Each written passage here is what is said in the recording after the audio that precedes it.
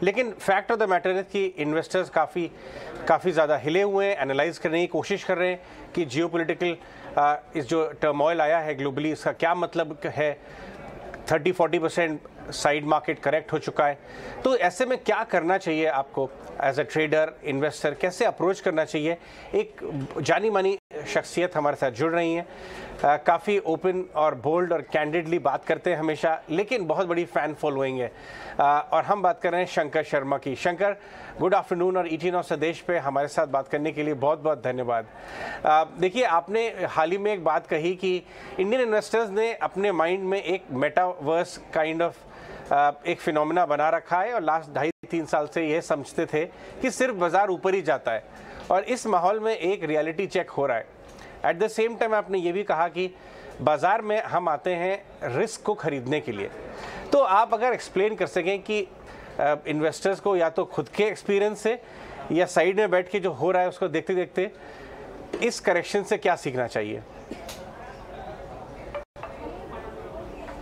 इस करेक्शन से अजय, इन्वेस्टर्स को ये सीखना चाहिए कि रिस्क मैनेजमेंट और जो ये चीजें हम भूल जाते हैं जब आसान हो जाती हैं, मार्केट आसान हो जाता है, तो यूजुअली हम कॉम्प्लेसेंट हो जाते हैं, हम निश्चिंत हो जाते हैं कि कोई दिक्कत नहीं है, हम कुछ भी कर ले, पैसे बन ही जाएंगे। जैसे कि मैं कुछ दिन पहले दिल्ली में था और एक मेरे फ्रेंड की बेटी आई मेरे से मिलने, और वो करीब मेरे ख्याल 25-27 साल की है और उनको स्टॉक मार्केट में करियर बनाना है। और मैंने कहा कि ठीक है, आप स्टार्ट करिए, CFA का कोर्स करिए जो जितने साल लगते हैं उसमें, और उसके साथ साथ आप काफी सारा अध्ययन करिए। मैंने उनको 50 किताबों का लिस्ट दिया और कहा कि कई सारे ऑनलाइन कोर्सेज अवेलेबल हैं in the international universities. Indian वालों में उतना मोल नहीं है, लेकिन विदेश में काफी अच्छे कोर्सेज है। तो ये सारी चीज करो, फिर हम 2 साल के बाद बात करेंगे कि आप कहाँ पहुंचे इस जर्नी में।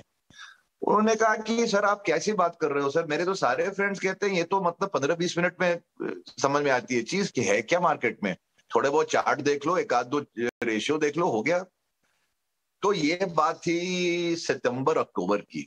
आई एम श्योर मैंने उनसे बात नहीं की उसके बाद, लेकिन I am sure her view would have change on what investing really is. तो ये जो एक ट्यूशन फी देना पड़ रहा है बाजार को इन जैसे इन्वेस्टर्स और कई जो यंग इन्वेस्टर्स हैं, वो बहुत वैल्यूएबल है। ये मार्केट में इस तरह के ट्यूशन फी दे के ही आपको बातें समझ में आएंगी, क्योंकि आप साइडलाइंस पे बैठ के और अगर सिर्फ मार्केट को आप देख रहे हैं दूर से, तो आप वो जो एक आपके अंदर यूफोरिया, हिस्टीरिया, उत्तेजना, बिल्कुल हाईएस्ट लेवल ऑफ हैप्पीनेस, ये इमोशंस आप नहीं एक्सपीरियंस कर पाएंगे। तो आज जो हो रहा है वो बहुत वैल्यूएबल लेसन है। हमने तो कई साल देखे हैं, कई दशक देखे हैं, इन यंगस्टर्स को अब ये पहली बार नजर आ रहा है। लेकिन मेरे हिसाब से जो इनसे इस लेसन से, ये एक हार्ड टीचर है मार्केट, ये हार्ड लेसन्स लेके निकलेंगे, वो आगे 5-10-25 सालों में आपके चैनल पर आएंगे और अपने इस एक्सपीरियंस को बयां करेंगे कि कितना सीखा हमने ये 2022 के जो बिगनिंग की जो फॉल हुई है। जी जी, बिल्कुल सही कहा शंकर आपने। और ये 7-8 करोड़ नए डीमैट अकाउंट्स खुले हैं, इसमें बहुत सारे लोग नए हैं लास्ट 2-3 साल में। तो उनको इसको मजाक में नहीं लेना चाहिए। इनफैक्ट इस हर्ट भी अगर हुए हैं तो आपने जैसा कहा, इस वैल्यूएबल लेसन को सीख के यहाँ से आगे बढ़ना चाहिए।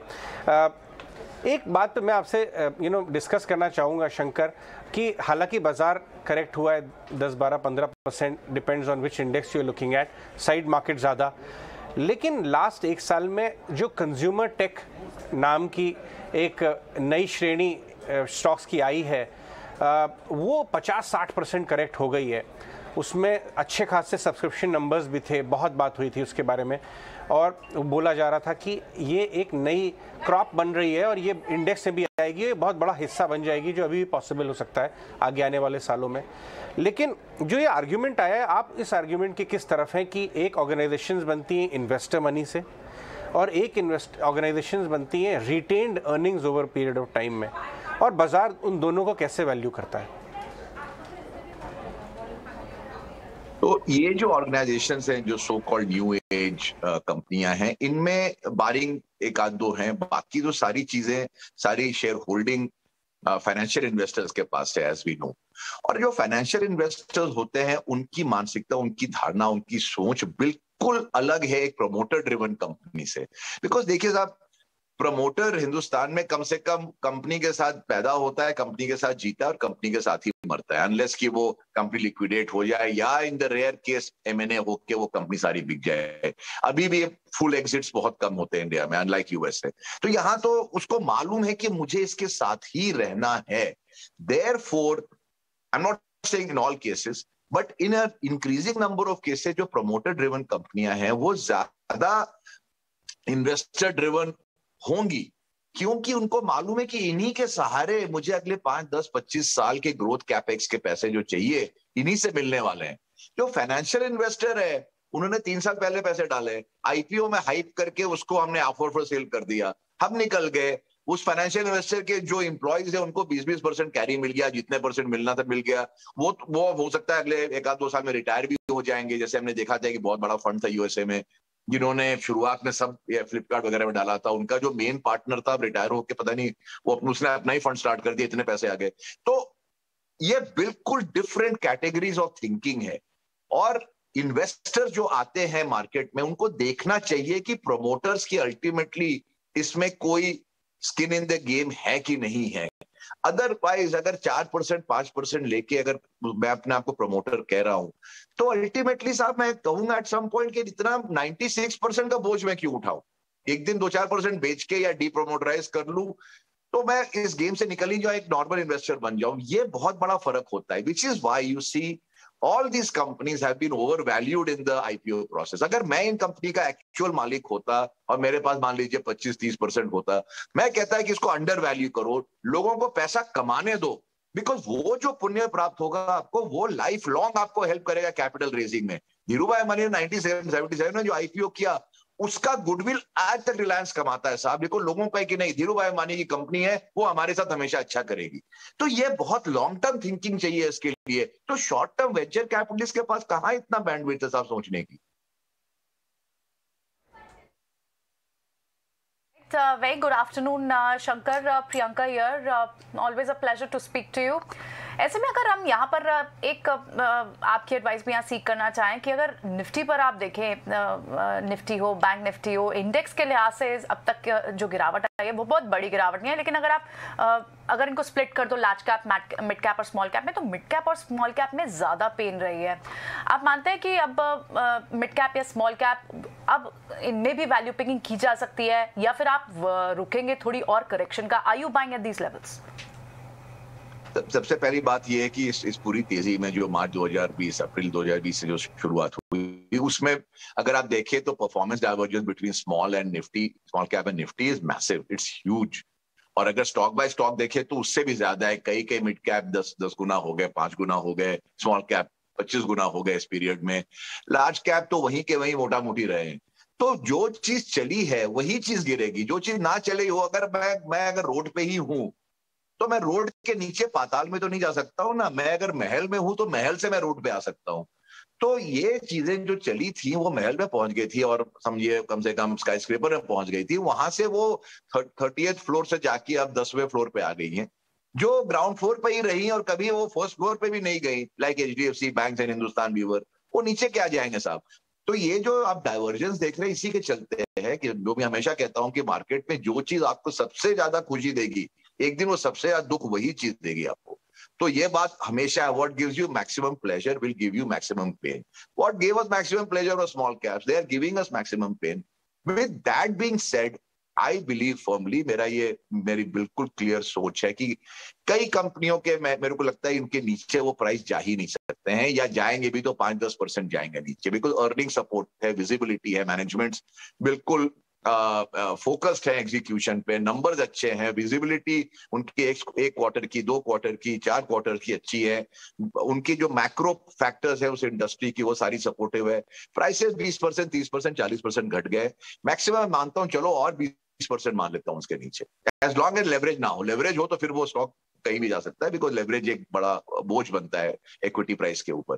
अगर लेवरेज ना हो तो एक 50% नॉर्मल कंपनी, अच्छी कंपनी करेक्ट कर जाए तो वो ऑटोमेटिकली एक बाई बनती है, एज लॉन्ग एज की आपके पास विजिबिलिटी है कम से कम 2 से 4 क्वार्टर्स की, और ऐसी कई कंपनियां मुझे नजर आती हैं। Good afternoon Shankar, Mansi this side, such a pleasure to speak to you. आपने अभी अभी कहा कि यंगस्टर्स जो हैं 2022 की सिचुएशन है, 2021 के जो वॉलेटिलिटी थी उसे देखकर आगे अपना नज़रिया बना पाएंगे या फिर फ्यूचर प्रोस्पेक्ट्स बना पाएंगे। लेकिन मैं ये भी कहूँगी कि ये जो यंगस्टर्स हैं उन्हें आपके जैसे वेटरन्स का साथ मिल रहा है कि एक नसीहत मांगने पर अगर 50 किताबें और साथ ही कोर्सेज आप बता पा रहे हैं तो ऑफकोर्स उनका फ्यूचर जो है काफी ब्राइट नजर आएगा। इसी के साथ आपने कुछ बातें ये भी कही हैं कि you enter stock market to buy danger and risk but not insanity. यही एक गलती है, पैनिक बाइंग, पैनिक सेलिंग, जो कि लोग कर देते हैं। और आपके जैसे आपने कहा कि डेंजर और रिस्क के साथ रहना चाहिए लेकिन इंसेन मार्केट्स के साथ नहीं रहना चाहिए। इस तरह की पैनिक बाइंग या सेलिंग से बचने के लिए नसीहत क्या देंगे आप व्यूअर्स, ट्रेडर्स, इन्वेस्टर्स को?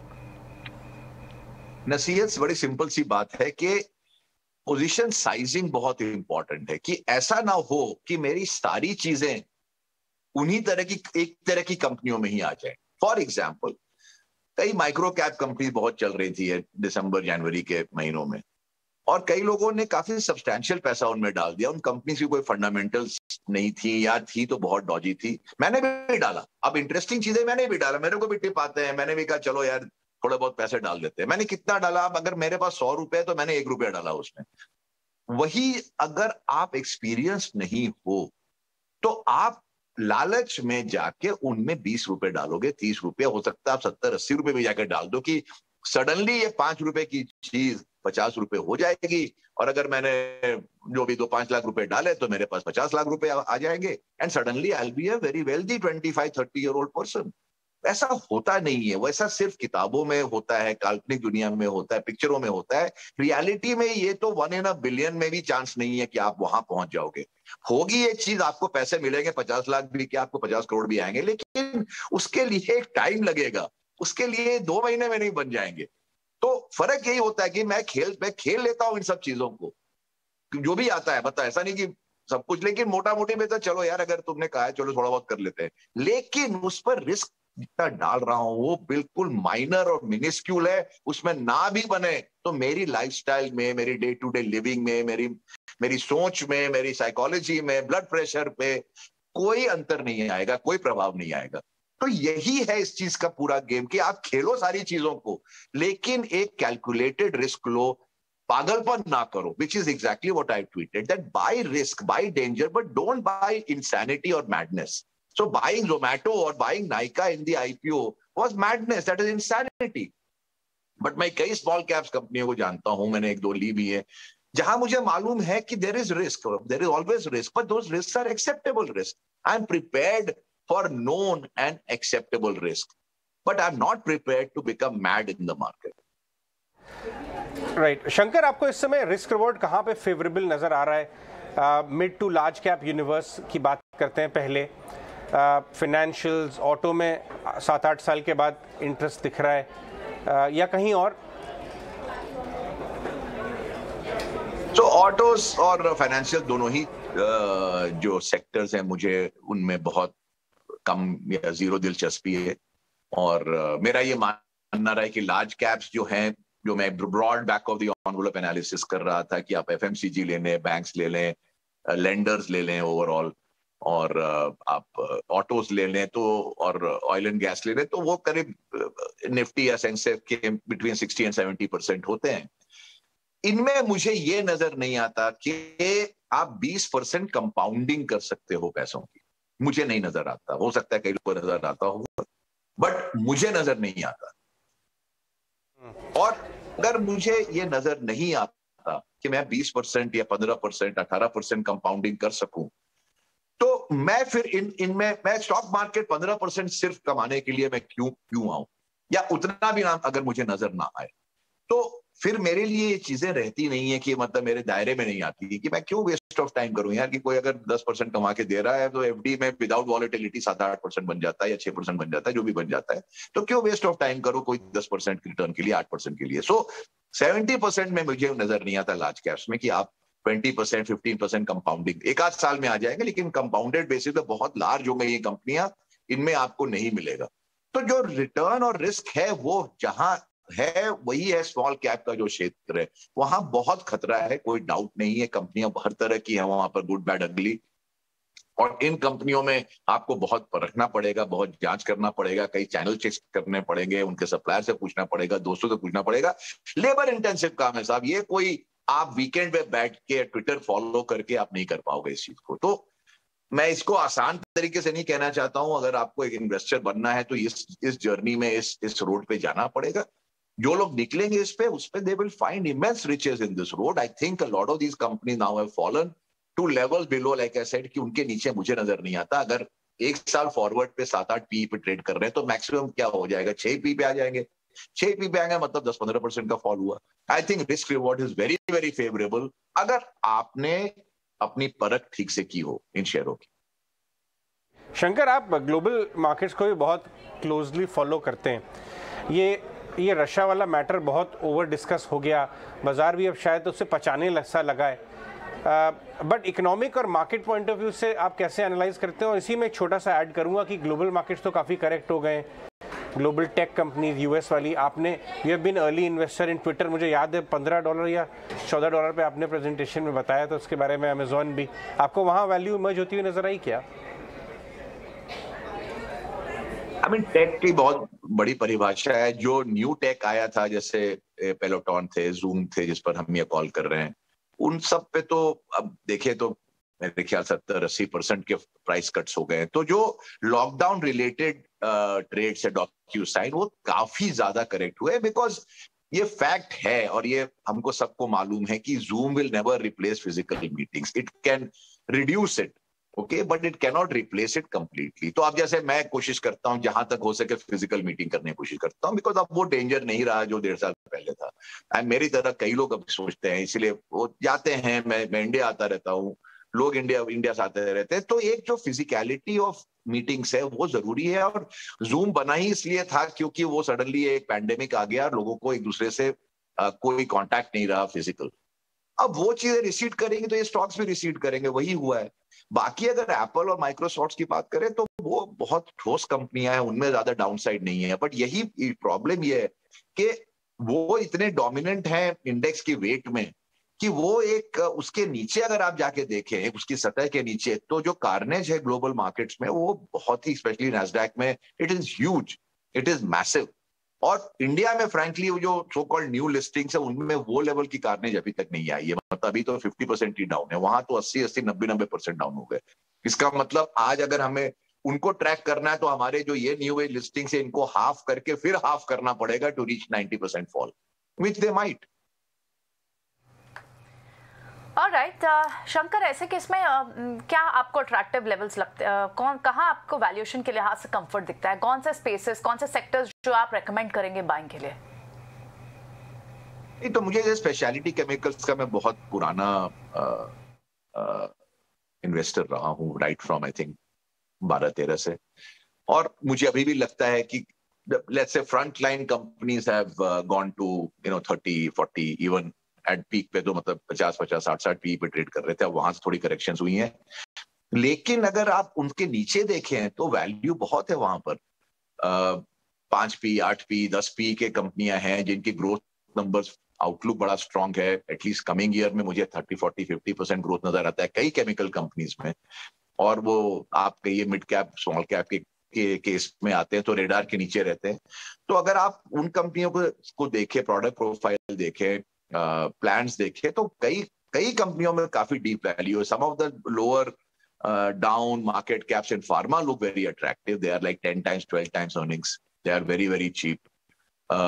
सम of the companies which are ancillaries जो हैं ईवी के लिए, उनसे भी मतलब कुछ हम देख रहे हैं, उनमें भी कई वैल्यू हैं, बिकॉज अगर एक साल फॉरवर्ड देखें तो नंबर्स काफी ह्यूमंगस नजर आते हैं। तो बहुत वैल्यू इस मार्केट। टेलीकॉम इक्विपमेंट, जहां पीएलआई स्कीम्स आई हैं वहां भी अगर एक साल की विजिबिलिटी देखें तो ऑर्डर बुक्स बड़े स्ट्रांग है, ग्रोथ डेफिनेटली ये साल स्ट्रांग रहेगा कमिंग ईयर में। तो और स्टॉक घट गया 20-25% तो इस तरह की अपॉर्चुनिटीज को तो हमें बिल्कुल ओपन आर्म से एम्ब्रेस करना चाहिए।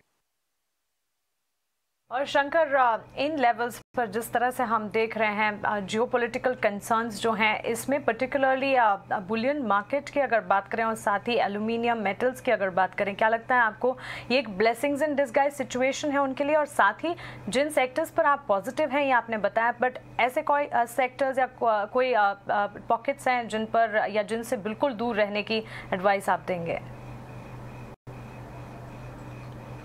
नहीं, देखिए अभी कमोडिटीज का पलड़ा भारी है।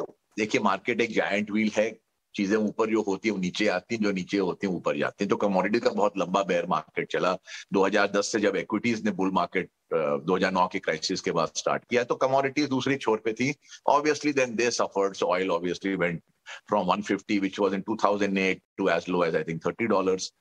अब वो साइकिल रिवर्स हुआ है। अब कमोडिटी की साइकिल टिपिकली अगर हम देखें तो 3 से 4 साल तो चलती ही चलती है, उसमें से 2-2.5 साल निकल गया है।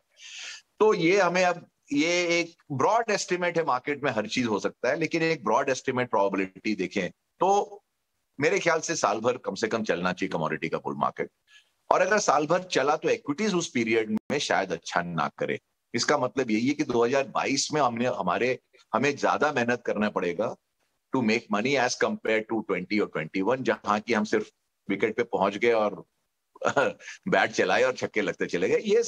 इस साल में थोड़ा हमें केयरफुली होके more on defence, picking the gaps in the field rather than playing shots the way we were doing in 20 and 21।